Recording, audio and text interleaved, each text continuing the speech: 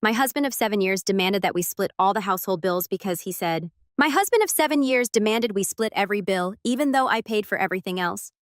My husband of 7 years demanded we split every bill, even though I paid for everything else. My husband of 7 years demanded that we split all the household bills because he said he wouldn't support a gold-digging woman. The fork stopped halfway to my mouth when he cleared his throat in that particular way. You know the one when someone's about to drop a bomb on your dinner and pretend it's casual conversation. So I've been thinking, he said, not looking up from his perfectly seasoned chicken that I'd spent an hour preparing. Things need to change around here. I set down my fork carefully. 7 years of marriage had taught me to read the warning signs. The way he adjusted his collar, the slight pause before speaking the laptop he'd positioned just within reach on the kitchen counter. What kind of changes? My voice came out steadier than I felt. He finally looked at me, and I saw something I'd never seen before. Cold calculation. Well, I've been doing some math, and frankly, this arrangement isn't fair to me anymore. What arrangement? This whole setup where I work my ass off every day while you, he gestured vaguely around our immaculate kitchen. Do whatever this is. The words hit like ice water. I'd left my marketing job 7 years ago when we got married. His idea, actually. A man should provide for his wife. He'd said back then, I want to take care of you. I'd been hesitant. I loved my career, but he'd been so insistent, so romantic about it. Now he was looking at me like I was some kind of parasite. I've created a spreadsheet. He continued, flipping open the laptop with the enthusiasm of someone presenting a brilliant business proposal. I've calculated all our monthly expenses. Mortgage, utilities, groceries, everything. From now on, we're splitting it 50-50. The screen showed a detailed breakdown of our life reduced to numbers. Mortgage $2,947, utilities $340, groceries $580, insurance $420. The list went on and on, each item meticulously calculated. But I don't have a job, I said quietly. You asked me to quit, remember? He waved his hand dismissively.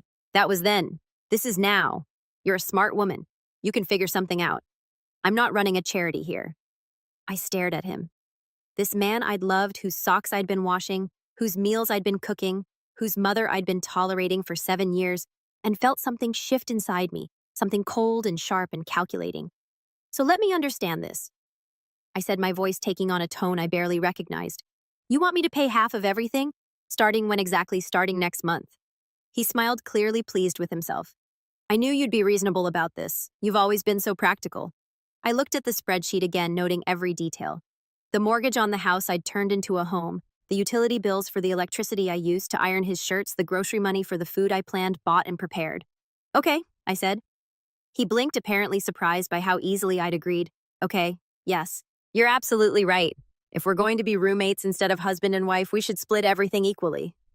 I smiled, and something in my expression must have registered because he shifted uncomfortably. That's great, honey. I'm glad you understand, but I could see it in his eyes. He'd expected a fight, maybe tears, definitely begging. Instead, he got agreement, and it was clearly unsettling him. I picked up my fork and took another bite of the dinner I'd prepared. This is delicious, isn't it? I really outdid myself tonight. Yeah, it's good, he mumbled suddenly, focused intently on his plate. As I chewed, my mind was already working. If he wanted to play this game, I'd play it. But he'd just made one crucial mistake. He had assumed I was the same woman who'd agreed to quit her job 7 years ago. He had no idea what he'd just unleashed. The next morning, I woke up at my usual time, 6:30. But instead of padding to the kitchen to start the coffee and lay out his clothes for work, I rolled over and went back to sleep. At 7:15, I heard his alarm go off. Then again at 7:25. By 7:30, I could hear him stumbling around the bedroom, clearly confused by the absence of his usual routine. Honey? His voice drifted from the kitchen. Where's the coffee? I pulled my pillow over my head and smiled. Let the games begin. 20 minutes later, he was back in the bedroom, half-dressed and agitated. What's going on? There's no coffee, no breakfast, and I can't find my blue shirt anywhere. I stretched lazily and looked at him with innocent confusion. Good morning to you too. What's wrong? What's wrong? It's almost 8 o'clock and nothing's ready. Ready for what? I sat up, genuinely puzzled by his distress. Oh, you mean your stuff? But sweetheart, remember what you said last night? We're splitting everything 50-50 now. That means we each handle our own responsibilities. His mouth opened and closed like a fish. But you always make coffee. I make coffee for myself. You're welcome to make your own. I swung my legs out of bed and headed for my closet. Your blue shirt is in the laundry room. By the way, in the dirty clothes basket where you left it 3 days ago, but you always do the laundry. I do my laundry. Your clothes are your responsibility now. I pulled out a beautiful dress I hadn't worn in months, something I used to save for special occasions that never came. This arrangement was your idea, remember? Equal partners, equal responsibilities. I could practically see the gears grinding in his head as he tried to process this new reality. He'd wanted a business arrangement, and I was giving him exactly that. This is ridiculous, he muttered, stomping toward the laundry room. You're being petty. I'm being practical, I called after him. Just like you said I was, while he crashed around looking for clean clothes. I made myself a single cup of coffee in my favorite mug, the one he usually grabbed because it was bigger. I scrambled 1 egg, toasted 1 slice of bread, and sat down to eat in peaceful silence. He reappeared 20 minutes later in a wrinkled shirt that didn't match his pants, his hair still messy because he couldn't find the hair product I usually set out for him. You look nice, I said pleasantly. Very authentic. He grabbed his keys with unnecessary force. This is insane. I'm going to be late for work. Traffic's pretty bad around this time. I agreed. You might want to leave a few minutes earlier tomorrow. Oh, and don't forget to pick up milk on your way home. We're out. Pick up milk. That's your job. I looked at him with genuine surprise. My job? I thought I didn't have a job. Remember? Besides, you drink milk too. If you want it in the house, you'll need to contribute to making that happen. The look on his face was priceless, like he was finally understanding what 50-50 actually meant. After he left, slamming the door hard enough to rattle the windows, I sat back down with my coffee and pulled out my phone. Time to do some research. I started with my old LinkedIn profile, dormant for 7 years, but still there. Then I opened a new document and began making lists, my skills, my contacts, my options. At the bottom of the page, I wrote Day 1 of Independence. The house felt different without the weight of his expectations. Lighter somehow. For the first time in years, I wasn't rushing to complete his to-do list before he got home. Instead, I was making my own. 2 weeks into our new business arrangement, I discovered just how expensive 50-50 could be for him. I was folding my laundry when I noticed my favorite white blouse had turned a lovely shade of pink. Not the romantic blush pink you might choose deliberately, but the tragic pink that happens when someone throws a red sock into a white load. I found him in the living room, sprawled on the couch watching sports highlights. We have a problem, I announced, holding up the ruined blouse. He barely glanced away from the TV. What now? You damaged my property. This blouse cost $95 and now it's unwearable. It's just a shirt. He shrugged. Throw it out. I will right after you reimburse me for it.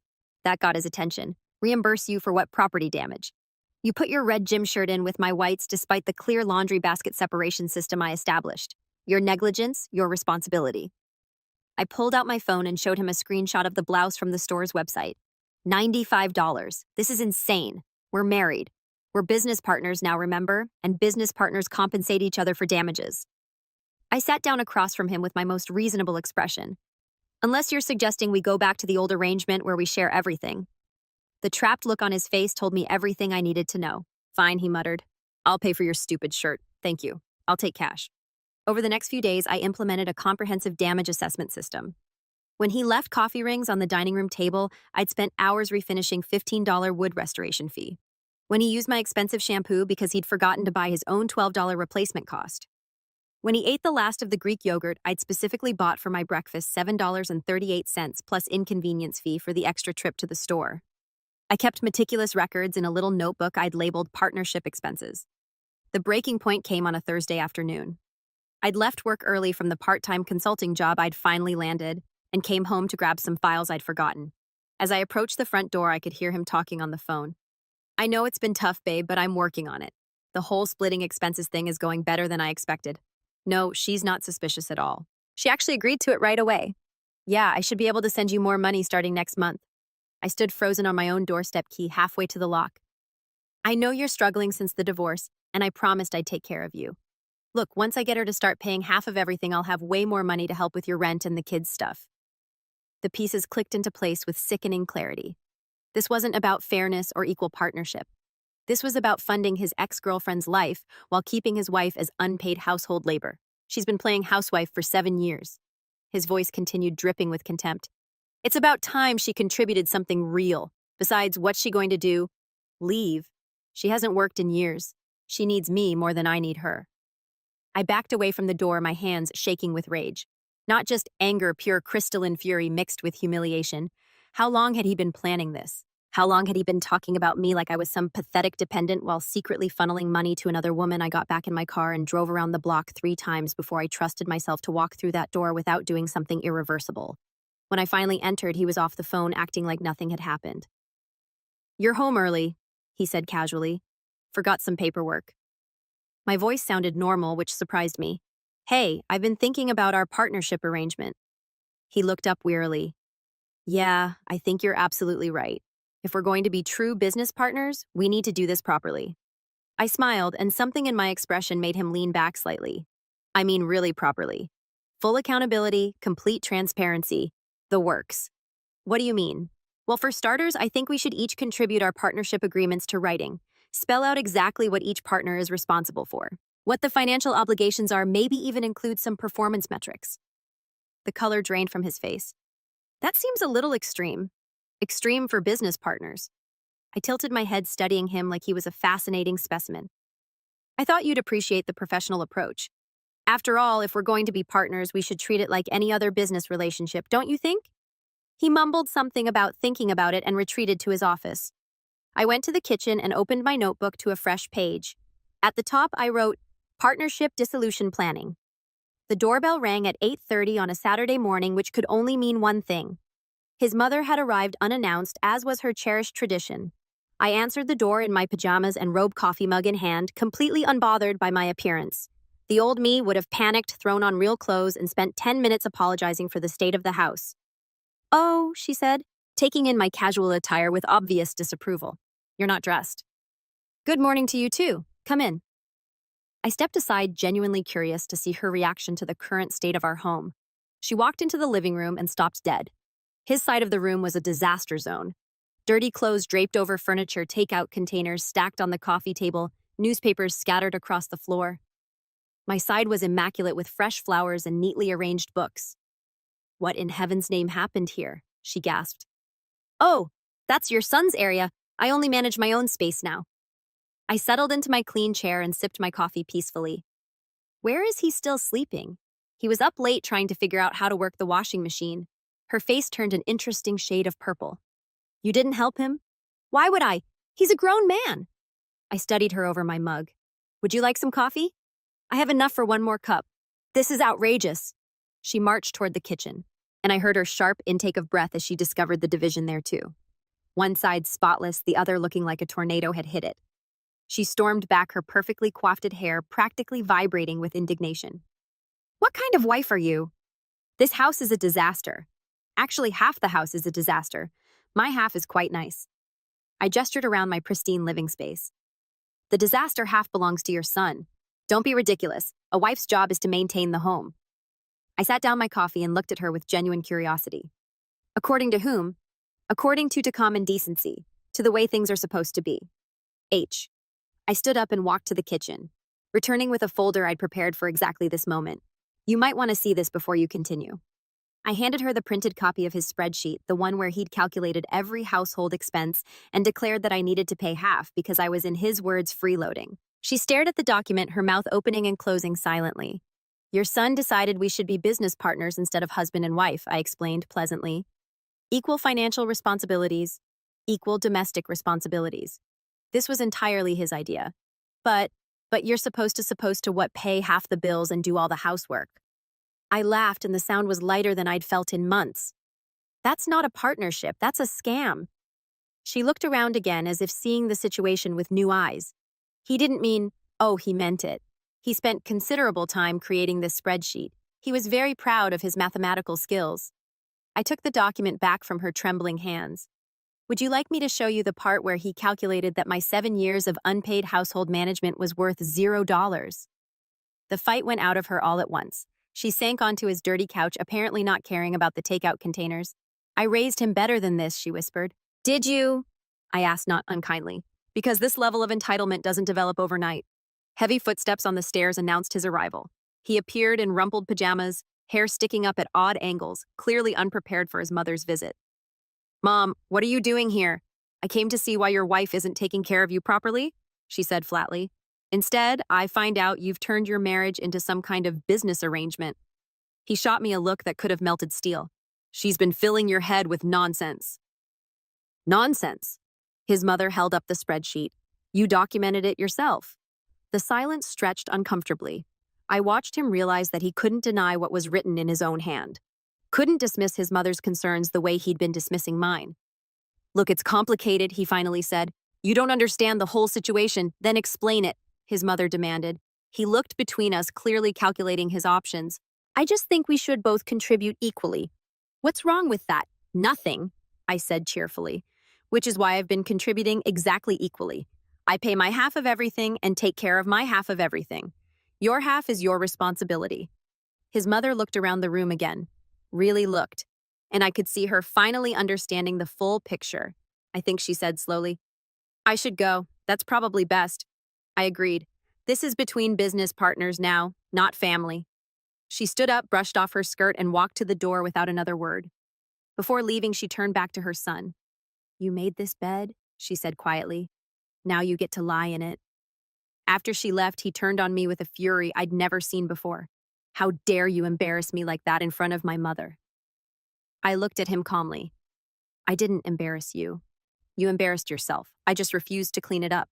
The call came on a Tuesday morning while I was updating my resume for the third time in 2 weeks. I'd been applying for entry-level positions, assuming my 7-year gap had made me unemployable in any meaningful way.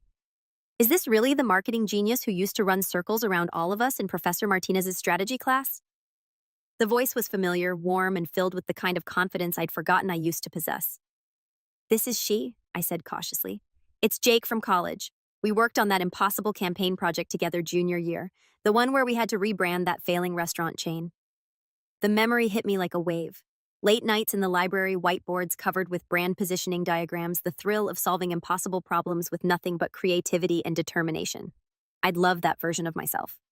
Jake, how did you get this number? I have my ways. Actually, I've been trying to track you down for months.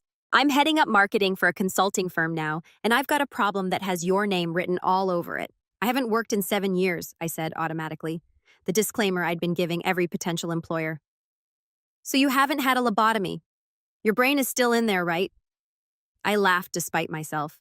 Last I checked, good enough for me. We've got a client who's hemorrhaging customers, and 3 different agencies have failed to figure out why. I need someone who can think differently, see patterns other people miss. Sound familiar? It did. It sounded exactly like the person I used to be. Jake. I appreciate the thought, but I'm not exactly interview ready. I'd need time to prepare to brush up on current trends. Skip the interview. I've already seen your work. Remember that portfolio from senior year? I kept a copy. Still reference it sometimes. His voice turned serious. Look, I know you disappeared after college, got married, did the domestic thing. But talent doesn't expire.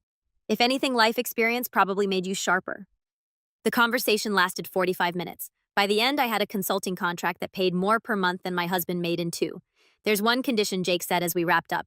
I'm going to need you to travel occasionally. Client meetings, strategy sessions, that's going to be a problem. I looked around my half of the immaculate house, then at the disaster zone that was his half. Not at all. The first client meeting was a revelation. I walked into a conference room full of expensive suits and felt something click back into place. A part of myself I'd packed away so long ago I'd forgotten it existed. So the client said, sliding a folder across the table, 3 agencies have told us we need to completely rebrand, change our entire business model. What do you think? I spent 20 minutes reviewing their materials, then looked up. I think those agencies were trying to justify their fees instead of solving your problem. The room went quiet. Your brand isn't the problem. Your customer service is specifically your phone system routes people through 7 different departments before they reach someone who can actually help them. Your customers aren't leaving because they don't like your product. They're leaving because buying from you is exhausting. I spent the next hour walking them through a complete customer journey analysis I'd improvised on the spot. By the time I finished, the CEO was taking notes. This is exactly what we needed, he said. When can you start? Jake walked me out afterward, grinning like he'd won the lottery. That was brilliant. Absolutely brilliant. I'd forgotten how good you were at cutting through the noise. I'd forgotten too, I admitted. He stopped walking and looked at me. Seriously, can I ask you something? Why did you stop? You were the most ambitious person in our graduating class. I always figured you'd end up running your own agency by now. The question hit harder than I expected. I got married. My husband wanted me to focus on the home, and you wanted that too. I opened my mouth to give the automatic response I'd been giving for 7 years, that it had been my choice, that I'd wanted to be a supportive wife. But standing there in my professional clothes, fresh from solving a problem that had stumped 3 established agencies, I couldn't make the words come. I don't think what I wanted mattered much, I said finally. Jake's expression darkened. That's not okay. No, I agreed, surprising myself with how calm I sounded. It's not. He walked me to my car, and as I drove home, I felt like I was seeing everything with new eyes. The strip malls and office buildings I passed weren't just scenery anymore. They were possibilities, opportunities, places where my skills mattered, where my ideas had value. When I pulled into my driveway, I sat for a moment before going inside. The house looked different somehow, smaller, less like a castle and more like what it actually was, just a building. Inside, I found him at the kitchen table with his laptop surrounded by bills and that infamous spreadsheet. How was your day? He asked without looking up. Productive. I set my purse down and loosened my blazer. I got a consulting contract. Good money. Now he looked up. That's great. How much money? I named the figure and his eyes widened. That's more than I make. I know. I smiled. Looks like I won't have any trouble paying my half of the bills after all. The expression on his face was complicated. Surprise, worry, and something else I couldn't quite identify. Something that looked almost like fear. For the first time in 7 years, I understood why. She showed up on a Saturday afternoon while he was at his brother's house, probably complaining about his unreasonable wife, who dared to expect equal treatment in her own home. The doorbell rang, and I opened it to find a woman about my age, with tired eyes and highlighted hair that needed touching up. She was pretty in a worn-down way, like someone who'd been fighting battles for too long. You must be his wife, she said, as if that explained everything. I am, and you must be the ex-girlfriend he's been financially supporting. I leaned against the door frame casually. Would you like to come in? Her confident expression faltered. I what? Come in, I repeated, stepping aside. We should talk. She followed me into the living room, clearly thrown by my calm demeanor. I could practically see her recalibrating, trying to figure out why I wasn't screaming or throwing things. Look. She started perching nervously on the edge of the couch. I know this is awkward, but I'm worried about him. He's been so stressed lately, and I think you don't understand how hard he works. Oh, I understand perfectly. I settled into my chair with a cup of tea I'd been drinking when she arrived. He works very hard to maintain 2 households on one salary. The color drained from her face. I'm sorry. He's been sending you money, hasn't he? That's why he suddenly decided we needed to split all our expenses. 50-50. More money for him means more money for you. She started to deny it, but I held up my hand. Before you waste energy on lies, you should know I've seen the evidence. I walked to my desk and pulled out a folder I'd prepared weeks ago. Bank statements with highlighted transfers, screenshots of text messages I'd found on the phone bill. Credit card charges to a florist in her neighborhood. February 14th. I said, pointing to one charge, roses delivered to your address. March 23rd.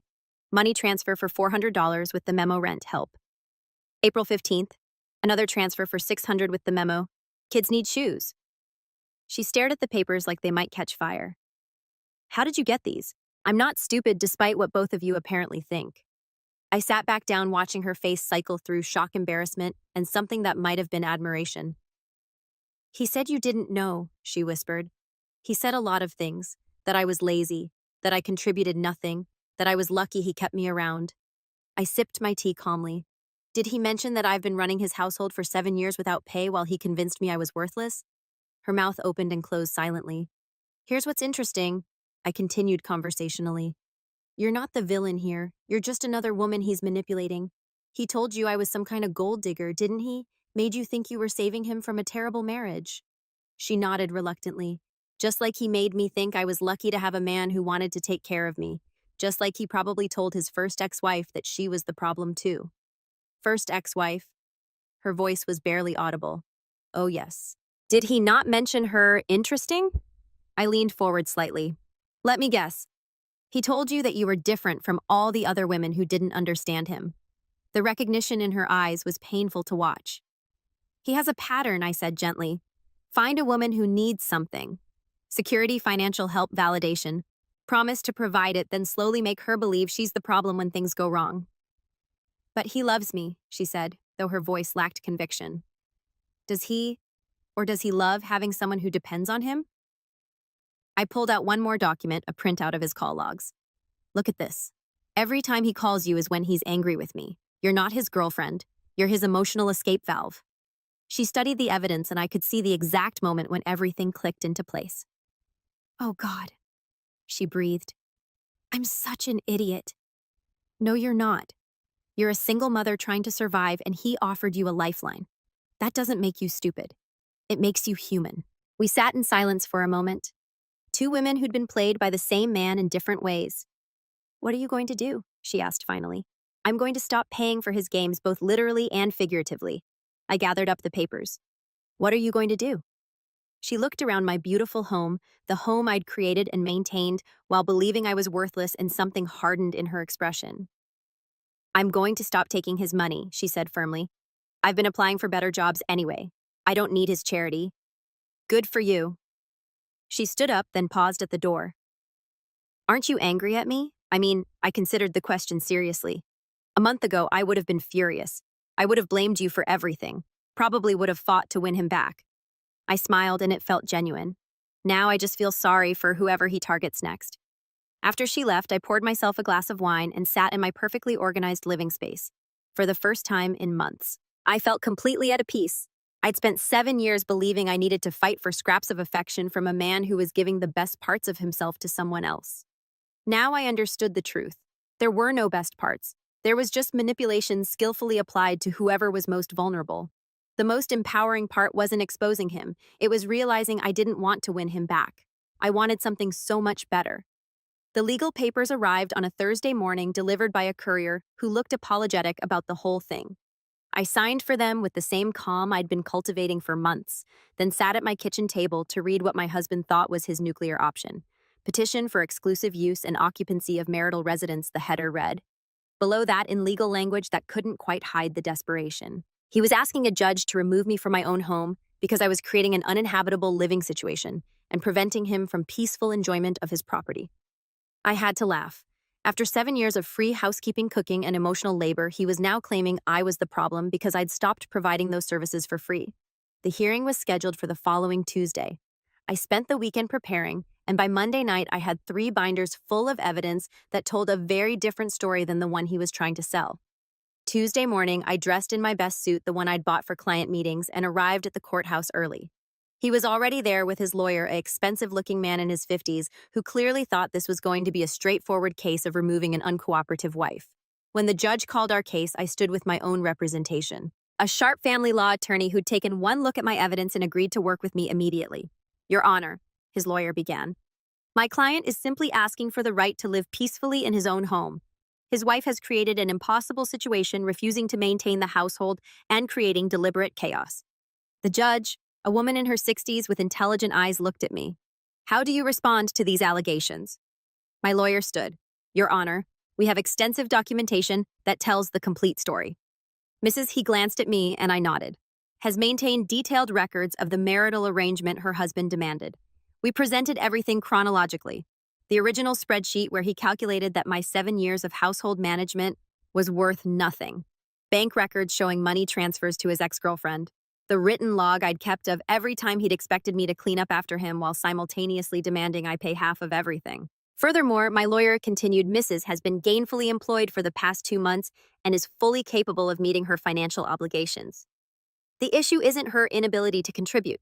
It's her husband's expectation that she should pay equally while providing all domestic labor for free. The judge studied the documents for what felt like an eternity. When she finally looked up, her expression was not sympathetic to his cause. Let me make sure I understand this correctly, she said to his lawyer. Your client decided unilaterally that his wife should pay 50% of all household expenses despite having been out of the workforce for 7 years at his request. Well, Your Honor, circumstances change. Indeed they do. The judge's voice was dry. And it appears circumstances have changed in ways your client didn't anticipate. She turned to him directly. Sir, did you create this spreadsheet? He shifted uncomfortably. Yes. And did you present it to your wife as a non-negotiable change to your marital arrangement? I thought we should both contribute equally. I see. And in your definition of equal contribution, your wife would pay half of all expenses and continue to provide all domestic services. The silence stretched uncomfortably. Your Honor, his lawyer interjected. My client simply wants to live in his own home without harassment. Harassment. The judge looked at my documentation again. I see here that your client's wife has been paying her agreed-upon 50% of all expenses while maintaining only her own living spaces and belongings. How exactly is adhering to his own proposed arrangement considered harassment? I watched his lawyer realize they were losing badly. Furthermore, the judge continued. I see evidence that your client has been financially supporting another woman throughout this marriage, including during the period when he was demanding his wife contribute more financially. The courtroom fell silent except for the sound of his lawyer shuffling papers desperately. Petition denied, the judge said firmly. Not only is there no basis for removing Mrs. from her marital home, but the evidence suggests that she has been remarkably accommodating to an arrangement that was heavily biased against her interests. As we walked out of the courthouse, his lawyer was already talking about appeal options, but I could see in his eyes that he knew it was over. You can't win a case when all the evidence proves you're exactly as unreasonable as your opponent claims. Outside, he caught up with me in the parking lot. This isn't over, he said. But there was no conviction in his voice. Yes, it is. I looked at him calmly. You wanted to play hardball, remember? You thought you could scare me into going back to being your unpaid servant? Instead, you just proved to a judge exactly what kind of man you are. I never meant for it to go this far. Of course you didn't. You meant to get your way without consequences like always. I opened my car door. But actions have consequences now. Maybe it's time you learned that. As I drove home, I felt something I hadn't experienced in years. The solid satisfaction of being completely, legally, unquestionably right. For the first time since this whole mess started, I wasn't just surviving his games, I was winning them. He left the day after the court hearing claiming he needed space to think after his humiliating legal defeat. I watched him pack a suitcase with the same detachment I might feel watching a stranger load their car. I'll be staying at my brother's for a while, he announced, as if this was some great sacrifice he was making for our relationship. Okay, I said, not looking up from my laptop where I was reviewing client proposals. Okay, that's all you have to say. What would you like me to say? I glanced at him briefly. You're an adult. You can stay wherever you want. The look on his face suggested he'd expected tears begging promises to change. Instead, he got the same mild interest I might show a weather report.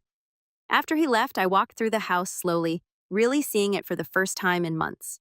Without his constant mess, his complaints, his heavy presence sucking the energy out of every room, the space felt transformed lighter, like it could breathe again. I made myself dinner just for me, exactly what I wanted, and ate it while watching a documentary he would have hated. Then I took a long bath with expensive bath salts read until midnight and slept diagonally across the entire bed. I woke up the next morning feeling more rested than I had in years. Work became my sanctuary. The consulting firm Jake ran had a collaborative, energetic atmosphere that reminded me why I'd loved marketing in the first place. Ideas mattered there. Solutions were celebrated. Nobody questioned my competence or made me feel like I should be grateful for the opportunity to contribute. You've been different lately, Jake mentioned over coffee after a particularly successful client presentation. More confident, more yourself. I guess I feel more like myself, I admitted. It's amazing how much mental energy gets freed up when you're not constantly defending your right to exist. Is that what it was like at home? I considered the question. Jake and I had started having these conversations more frequently. Honest talks about life dreams, the paths we'd taken, and the ones we wished we had. He was a good listener, never offering unwanted advice or trying to fix things that weren't his to fix. It was like living with a critic who never took a day off, I said finally. Everything I did was wrong, insufficient, or somehow selfish. I spent so much energy trying to anticipate his complaints that I forgot I was allowed to have opinions of my own. That sounds exhausting. It was. I didn't realize how exhausting until it stopped. Jake studied me over his coffee cup. Are you happy? I mean really happy. The question surprised me with its directness. Yes, I said, and meant it. For the first time in years, I'm actually happy. Good. You deserve that. That evening, I did something I hadn't done in ages. I called my sister, the one who'd stopped visiting because she couldn't stand watching what I'd become. I was wondering when you'd finally call, she said without preamble. I heard through the grapevine that you'd grown a spine. News travels fast. Are you kidding? The whole family's been waiting for you to wake up. We just didn't know how to tell you without making things worse. We talked for 2 hours, and I realized how much I'd missed her with her honesty, her complete intolerance for self-pity. By the end of the call, we'd made plans for her to visit the following weekend. Fair warning, she said before hanging up. I'm bringing wine and terrible movies. And we're going to dissect every bad decision you've made for the past 7 years. I can't wait. The house felt different with him gone, not empty spacious. I rearranged furniture, hung artwork I'd been meaning to display, played music as loud as I wanted. I cooked elaborate meals just because I enjoyed cooking when it wasn't an obligation. I started a garden in the backyard, something I'd always wanted to do but never found time for when every moment was dedicated to maintaining his comfort. 3 weeks into his absence, he called. "I think I've had enough space," he announced as if he'd been doing me a favor. "I'll be home tomorrow." "This is your home too," I said neutrally. "You don't need my permission to be here." "Right. Good. I'm glad you're being reasonable about this." Reasonable? I almost laughed. He still thought this was about him teaching me a lesson that his absence was punishment I should be eager to see end. He had no idea that his leaving had been the best 3 weeks I'd had in years. "I'll see you tomorrow then," I said, and hung up before he could say anything else. I spent that evening looking around my peaceful, organized, joyful home and preparing myself for the return of chaos. But something had fundamentally changed during his absence. I'd remembered who I was without him, and that person was someone I actually liked. Whatever happened next, I wasn't going back to being the woman who'd accepted crumbs and called it a feast. He came home looking like a man who'd been hit by a truck. Gone was the cocky confidence he'd worn when he left. Instead, he dragged himself through the front door like someone carrying invisible weights. I was in the kitchen preparing dinner for one when he appeared in the doorway. His clothes were wrinkled, his eyes were red-rimmed, and he had the general appearance of someone who hadn't been sleeping well. "We need to talk," he said without preamble. "About what?" I continued chopping vegetables, not bothering to look up. "About us. About this whole mess." He slumped into a chair at the kitchen table, the same spot where he'd presented his infamous spreadsheet months ago. "I've been doing a lot of thinking. That's nice." "She left me," he said quietly. "Said she didn't want to be with someone who treated his wife the way I treated you." I paused my chopping for just a moment, then resumed. "How unfortunate for you." "That's it. That's all you have to say." I set down my knife and finally looked at him. What I saw was a broken man, but I felt nothing. No satisfaction, no pity, no anger, just a vast, echoing emptiness where my feelings for him used to live. "What would you like me to say?" "That I'm sorry. She finally saw who you really are. That I'm pleased you got a taste of your own medicine." I shrugged. "I honestly don't care enough about your relationship with her to have an opinion." He flinched like I'd slapped him. "How can you be so cold?" "Cold? I considered this. I'm not cold. I'm just done." "Done with what?" "Done with caring about your feelings while you ignore mine. Done with making your problems my responsibility. Done with accepting scraps and calling it love." I turned back to my cooking. "I'm done with you." The silence stretched between us, heavy with the weight of 7 years of accumulated resentment and disappointment. "I want to fix this," he said finally. "I know I screwed up. I know I hurt you, but we can work through this, right? People change. I can change." I laughed, and the sound surprised both of us. It wasn't bitter or angry, just genuinely amused by the absurdity of the situation. "Do you remember what you said when you wanted me to quit my job?" I asked. "What does that have to do with anything? You said a real man takes care of his wife. You said you wanted to provide for me, protect me.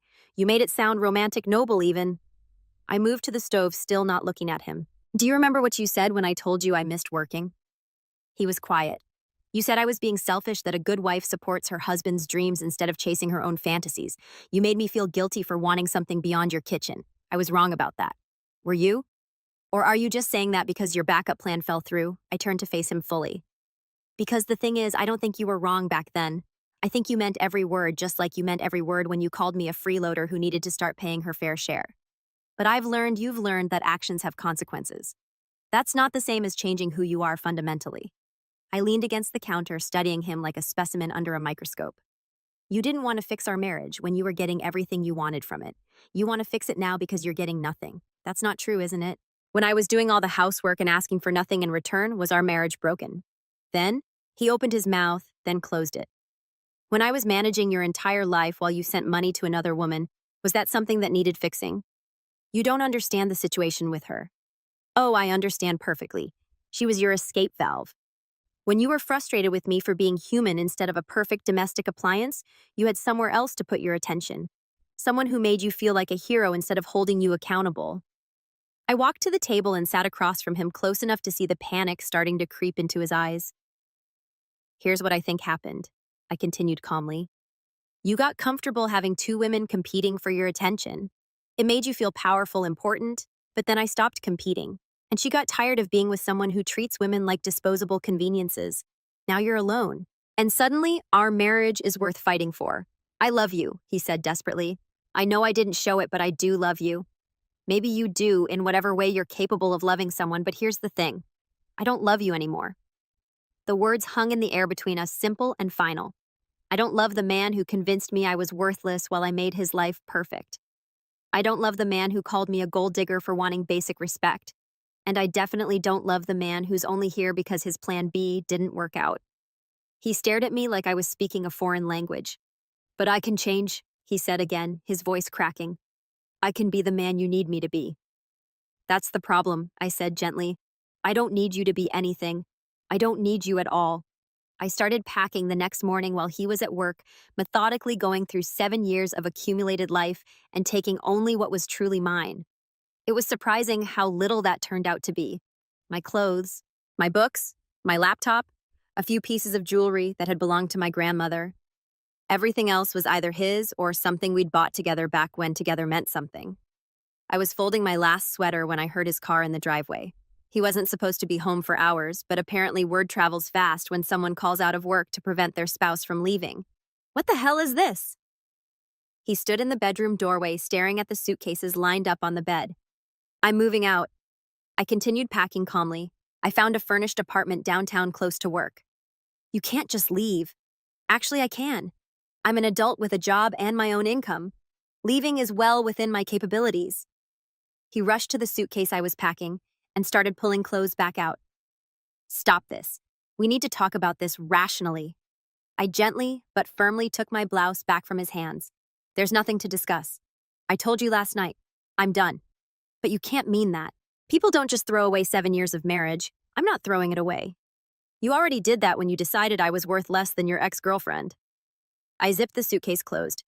I'm just finally accepting what you taught me. He sat heavily on the bed, looking around the room like he was seeing it for the first time. Where will you go? What will you do?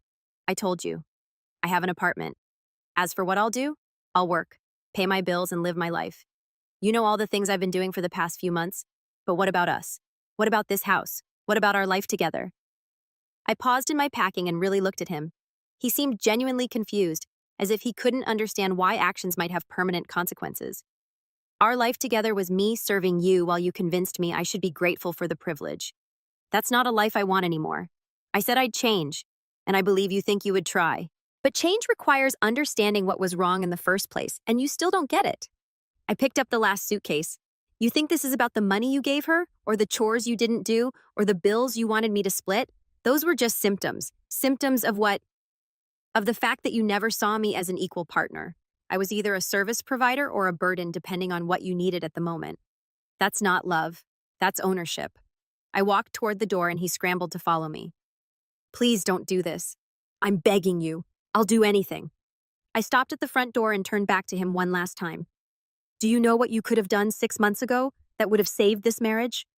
He shook his head desperately. You could have said, thank you just once. You could have acknowledged that I'd been contributing to this relationship all along, even if it wasn't in the form of a paycheck. You could have treated me like a partner instead of like hired help who wasn't working out. I can say thank you now. I can. It's too late. I opened the door. Thank you only matters when it's sincere, not when it's strategic. The moving truck was waiting outside. I'd arranged everything while he was at work, efficient as always. As the movers loaded my belongings, he stood on the front porch looking lost. How am I supposed to live here without you? He called out. The same way I lived here with you, I called back. You'll figure it out. The apartment was small but bright with big windows and hardwood floors that reflected the afternoon sunlight. It came furnished with simple, clean furniture that was nothing like the heavy, expensive pieces we'd accumulated together. I loved it immediately. That first night, I sat on my new couch eating takeout from my favorite Thai place, the one he'd always complained was too spicy, and felt something I hadn't experienced in years. Complete peace. No one was going to come home and criticize the way I'd arranged the throw pillows. No one was going to leave dirty dishes in my clean sink. No one was going to make me feel like I needed to justify my existence or apologize for taking up space. I was alone, and it was glorious. My phone rang around 9 o'clock. His name appeared on the screen and I let it go to voicemail. Then it rang again and again. Finally, I turned it off. The silence that followed wasn't empty. It was full of possibility, full of choices that were mine alone to make, full of a future that stretched ahead of me like an open road with no predetermined destination. For the first time in 7 years, I fell asleep without worrying about whether I'd done enough to earn my place in someone else's life. I was home. The first thing I did in my new apartment was buy flowers. Bright yellow sunflowers that I placed on the kitchen table where I could see them every morning. In my old life, flowers were an unnecessary expense, a frivolity that would have required justification and probably resulted in a lecture about fiscal responsibility. Now they were just beautiful, and that was reason enough. I spent the first weekend arranging my new space exactly how I wanted it.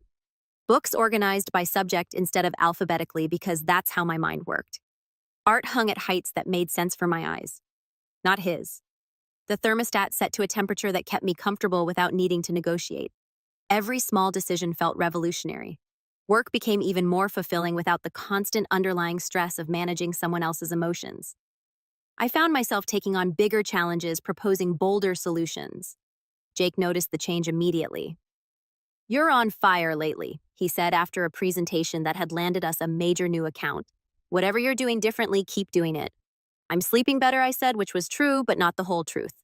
The whole truth was that I'd stopped living in a state of chronic anxiety, always braced for the next criticism or demand. Jake and I had started spending more time together outside of work. Dinner after long days, coffee on Saturday mornings, walks through the downtown farmers market. Nothing officially romantic, just the easy companionship of two people who genuinely enjoyed each other's company. He never asked for more than I was offering, never made me feel like his attention came with strings attached. When I mentioned that I wasn't ready for anything serious, he'd simply nodded and said, "Fair enough. I like spending time with you regardless." It was the first time in years that a man had accepted my boundaries without arguing, pouting, or trying to convince me I was wrong about my own feelings. "You know what's weird?" I told him one evening as we walked through the park near my apartment. "I keep waiting for the other shoe to drop, for you to suddenly start keeping score of favors or making demands or telling me I'm not grateful enough." "That sounds exhausting," he said quietly. Living like that it was. I didn't realize how exhausting until it stopped. 3 months into my new life, my sister came to visit. She walked through my little apartment with obvious approval, taking in the flowers, the books arranged just how I liked them. The general atmosphere of contentment. "You look different," she said over wine and takeout. "Younger somehow. I feel younger, like I got my life back." "Are you dating Jake officially yet?" "We're taking it slow. Really slow." I curled up in my favorite corner of the couch. It's nice not having to rush into anything. He's not going anywhere and neither am I. "Good for you. After 7 years of walking on eggshells, you deserve someone who lets you set the pace." My phone had stopped ringing weeks ago. The desperate voicemails had tapered off, then stopped entirely. I'd heard through mutual friends that he was struggling with basic household tasks, living off frozen dinners and wearing wrinkled clothes. Part of me had expected to feel guilty about this, but I didn't. His incompetence wasn't my emergency anymore. "Do you miss it at all?" my sister asked. "The marriage. I mean, not him specifically, but the idea of it." I thought about the question seriously. I missed the marriage I thought we had in the beginning, the partnership I thought we were building, but that was mostly in my head anyway. The reality was me doing all the emotional labor while pretending we were a team. And now I actually am free to build the life I want instead of constantly adapting to someone else's vision of what my life should look like. That night, after my sister had gone back to her hotel, I sat in my quiet apartment and made a list of everything I'd accomplished since leaving. The client accounts I'd secured, the friendships I'd rekindled, the hobbies I'd rediscovered, the simple pleasure of making decisions without having to justify them to anyone. At the bottom of the list, I wrote, "Learned that I don't need someone else to complete me. I was never incomplete." Jake texted around 10 asking how the visit with my sister had gone. We exchanged a few messages, easy and comfortable, before saying goodnight. No drama, no hidden meanings, no walking on eggshells, trying to avoid saying the wrong thing. Just two people who enjoyed each other's company, building something at their own pace. As I got ready for bed, I caught sight of myself in the bathroom mirror. My sister was right. I did look younger, but more than that, I looked like myself again. The woman who used to have opinions, dreams, boundaries. The woman who used to know her own worth. She'd been there all along, just buried under years of being told she was asking for too much by wanting basic respect. I turned off the lights and settled into my comfortable bed. listening to the sounds of the city outside my window. Tomorrow would bring new challenges, new opportunities, new choices that were entirely mine to make. For the first time in years, I couldn't wait to see what came next. 6 months later, he appeared in the lobby of my office building like a ghost from a life I'd almost forgotten. I was coming back from lunch when I saw him sitting in one of the reception chairs, cleaned up and wearing a suit that actually fit properly. "Could we talk?" he asked, standing when he saw me. "Please, just 5 minutes." I looked at this man I'd once loved, once feared disappointing, once built my entire identity around pleasing, and felt nothing but mild curiosity about what had brought him here. 5 minutes. I agreed, leading him to a small conference room where we could speak privately. He looked nervous in a way I'd never seen before, like someone approaching a job interview for a position they desperately needed but probably wouldn't get. "You look good," he said, settling into the chair across from me. "Happy. I am happy. I've been working on myself." He continued, the words tumbling out like he'd rehearsed them. "Therapy, anger management, the whole thing. I've learned a lot about how I treated you, how wrong I was about everything. That's good. Personal growth is important. I can cook now. Really cook, not just microwave stuff. And I've been keeping the house clean, doing my own laundry. I even learned how to iron." He smiled hopefully. "I know that probably sounds pathetic, but I wanted you to know that I get it now. I understand what you were doing all those years." "Okay." My calm responses seemed to unnerve him. I could see him struggling to find the words that would create the reaction he wanted. "I miss you," he said finally. "I miss us. I know I don't deserve another chance, but I'm asking for one anyway. I can be the partner you needed me to be. I can be better." I studied his face, looking for any trace of the feelings that used to live there. The love, the hope, the desperate need for his approval. They were gone, replaced by something much more valuable: indifference. "I believe you," I said simply. "You do." His face lit up with hope. "Yes. I believe you've learned to cook and clean and manage your own life. I believe you've gained some insight into how poorly you treated me. I even believe you're sincere about wanting to change then, but it doesn't matter." The hope died in his eyes as quickly as it had appeared. 6 months ago, hearing you say these things might have meant something to me. A year ago, I would have been grateful just to hear you acknowledge that I'd been contributing to our relationship all along. I leaned back in my chair, completely relaxed. "But that woman is gone." "What do you mean?" "I mean, I don't need you to validate my worth anymore. I don't need you to appreciate my contributions or treat me like an equal partner. I already know I'm valuable with or without your recognition." He stared at me like I was speaking in code. "The person you want back? The woman who would be grateful for crumbs of respect, who would rebuild her entire life around your improved behavior? She doesn't exist anymore. I outgrew her. But if I've changed, you probably have, at least somewhat. But here's the thing you still don't understand. This was never really about you changing. It was about me realizing that I didn't need you to." I stood up, signaling that our conversation was over. "I have a life now that makes me genuinely happy. Work that challenges me, friends who respect me, choices that are entirely my own. I wake up every morning excited about the day ahead instead of anxious about what I might do wrong. But we could have that together now. We could be real partners. We could be, I agreed, but I don't want to be. Not with you, not with anyone who I'd have to train to see my humanity. I'd rather be alone and happy than partnered and constantly proving my worth." He looked devastated, like someone who just realized they'd lost something irreplaceable. "Is there anything I can say? Anything I can do?" "You can be happy for me," I said gently. "You can understand that this isn't about punishment or revenge. It's about me choosing a life where I don't have to fight for basic respect." I walked him to the elevator, and as the doors opened, he turned back one last time. "I really do love you," he said. "I know you do in whatever way you're capable of loving someone, but I love myself more now, and that makes all the difference." The elevator doors closed, and I watched the numbers light up as he descended back to whatever life he was building without me. I returned to my office where Jake was waiting with coffee and the presentation materials for our 3 o'clock meeting. "Everything okay?" he asked, noting my thoughtful expression. "Everything's perfect," I said, and meant it completely. That evening, I sat in my favorite corner of my apartment with a cup of tea and my journal, documenting the final chapter of a story that had taken me 7 years to finish writing. Outside my window, the city hummed with life and possibility. My phone buzzed with a text from Jake. "Dinner tomorrow. There's a new place I think you'd love." I smiled and typed back, "I'd like that." Not because I needed him, not because I was afraid of being alone, but because I genuinely enjoyed his company and chose to share my time with him.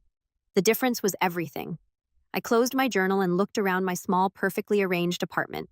Every item in it was there because I wanted it there. Every choice from the sunflowers on my table to the book on my nightstand reflected my preferences and no one else's. 7 years ago, I'd believed that love meant making yourself smaller so someone else could feel bigger. I'd thought partnership meant erasing your own needs to better serve someone else's. Now I understood that real love for yourself and others required the exact opposite. It demanded that you show up as your full, authentic self and refuse to accept anything less than the same in return. I'd learned that I didn't need someone else to complete me because I had never been incomplete. I'd learned that being alone was infinitely better than being with someone who made me feel lonely. Most importantly, I'd learned that my worth wasn't up for negotiation. As I got ready for bed, I caught my reflection in the bathroom mirror one more time. The woman looking back at me was confident, content, and completely free.